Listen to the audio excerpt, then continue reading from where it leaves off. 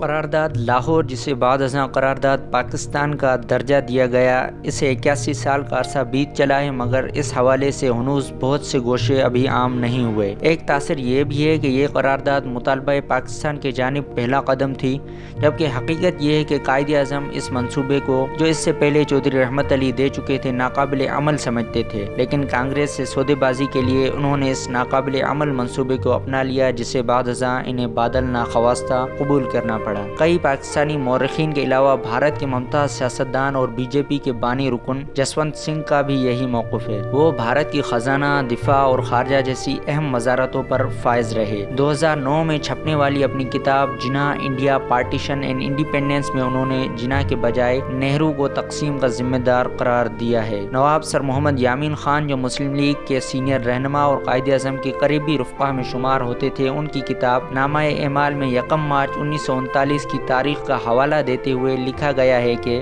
Doctor Zia الدین نے مجھے، mister جناح، سر ظفر اللہ خان، سید محمد حسین کو الہ آباد بلایا۔ دوپہر کے کھانے پر سید محمد حسین نے چیخ چیخ کر، جیسے ان کی عادت ہے، کہنا شروع کر دیا کہ چودھری رحمت علی کی اسکیم پنجاب، کشمیر، صوبہ سرحد، سندھ، بلوچستان کو ملا کر بقیہ ہندوستان سے علیحدہ کر دیے جائیں۔ ان سے پاکستان اس طرح بنتا ہے کہ پ سے پنجاب، الف سے افغانیہ یعنی صوبہ سرحد، کاف سے کشمیر، سین سے سندھ اور تان بلوچستان کا اخیر ہے۔ چونکہ سید محمد حسین زور زور سے بول رہے تھے، اس لیے سر ظفر اللہ خان نے آہستہ سے مجھ سے کہا کہ اس شخص کا حلق بڑا ہے مگر دماغ چھوٹا ہے۔ مسٹر ظفر اللہ خان ان کی مخالفت کر رہے تھے کہ یہ ناقابل عمل ہے۔ مسٹر جناح نے دونوں کے دلائل غور سے سنے اور پھر مجھ سے بولے کہ کیوں نہ ہم اس کو اپنا لیں اور اس کو مسلم لیگ کا نعرہ بنا لیں۔ ابھی تک ہماری کوئی خاص مانگ نہیں ہے، اگر ہم اس کو اٹھائیں تو ہماری کانگریس سے مصالحت ہو سکے گی، ورنہ وہ نہیں مانیں گے۔ بیگم شائستہ اکرام اللہ اپنی کتاب فرام پردہ ٹو پارلیمنٹ میں بھی لکھتی ہے، اکثر مسلمانوں کے نزدیک پاکستان ایک تصور تھا،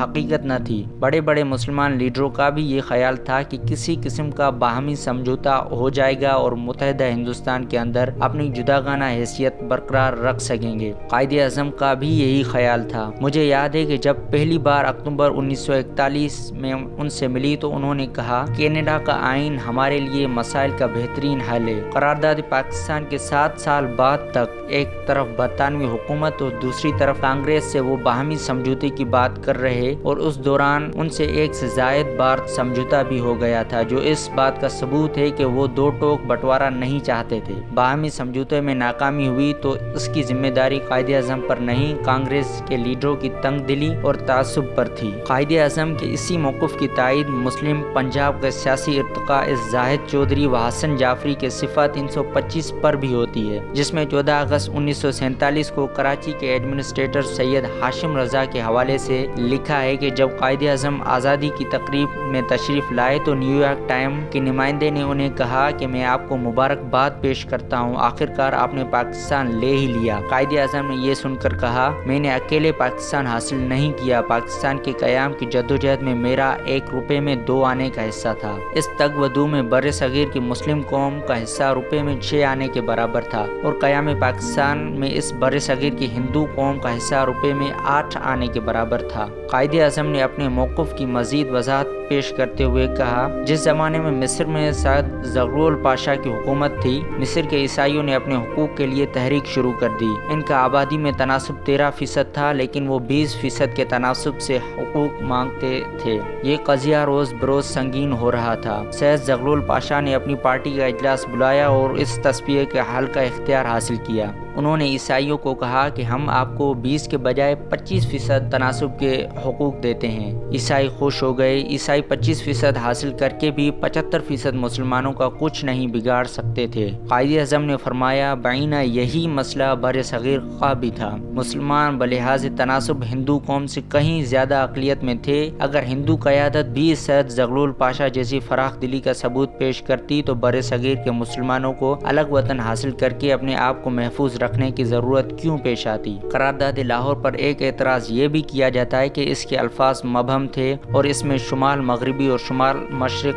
مسلم اکثریتی علاقوں کے نام نہیں لکھے گئے تھے، بلکہ یہ لکھا گیا تھا کہ ضروری علاقائی رد و بدل کے بعد جن خطوں میں عددی اکثریت ہے ان کو باہم ملا کر خود مختار ریاستیں بنائی جائیں گی۔ چنانچہ بعض مورخین یہ اعتراض کرتے ہیں کہ اگر اس قرارداد میں علاقائی رد و بدل کا ذکر نہ ہوتا تو 1947 میں پنجاب اور بنگال کی تقسیم نہ ہوتی، لاکھوں بے گناہ لوگوں کا قتل عام نہ ہوتا اور کروڑوں لوگوں کو جبری انخلا بھی نہ ہوتا۔ عاشق بٹالوی اپنی کتاب ہماری قومی جدوجہد میں لکھتے ہیں، میں نے قرارداد لاہور میں ترمیم پیش کرتے ہوئے کہا تھا اگر آپ پنجاب اور بنگال کو مجوزہ مملکتوں میں شامل کرنا چاہتے ہیں تو جہاں آپ نے ہندوستان کے شمال مغربی اور مشرقی منطقوں کا ذکر کیا ہے وہاں صاف لفظوں میں ان صوبوں کے نام لیجئے تاکہ ہمارے غاضب اور مخالف دونوں ہمارے مطالبے کی حقیقت ابھی سمجھ جائے، ورنہ علاقائی رد و بدل کے بعد پنجاب اور بنگال کا نصف حصہ کٹ جائے گا۔ میری ترمیم کا جواب نوابزادہ لیاقت علی خان نے یہ دیا کہ ہم علاقائی رد و بدل کے تحت علی گڑھ اور دلی جو ہماری تہذیب کے مرکز میں مجوزہ مملکت میں شامل کرنا چاہتے ہیں، اس لیے آپ مطمئن رہیے، علاقائی رد و بدل کا یہ مطلب نہیں کہ پنجاب کا کوئی حصہ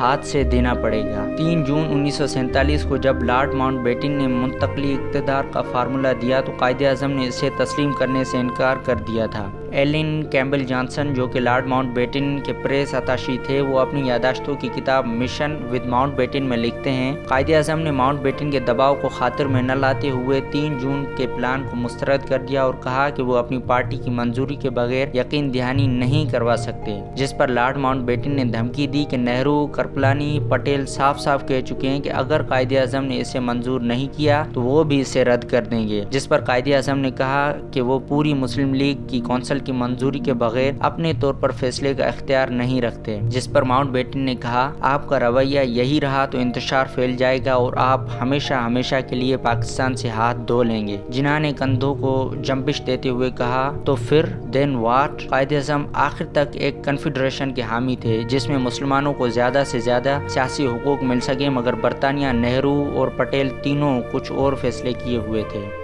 جسونت سنگھ نے جب یہ تاریخی حقیقت آشکار کی تو انہیں بی جے پی سے نکال دیا گیا۔ جسونت سنگھ نے قائد اعظم کو ایک عظیم سیکولر لیڈر قرار دیتے ہوئے لکھا ہے کہ جواہر لال نہرو اور سردار ولبھ بھائی پٹیل دونوں نے ہی اقتدار جلدی میں حاصل کرنے کے لیے تقسیم کو قبول کر لیا تھا۔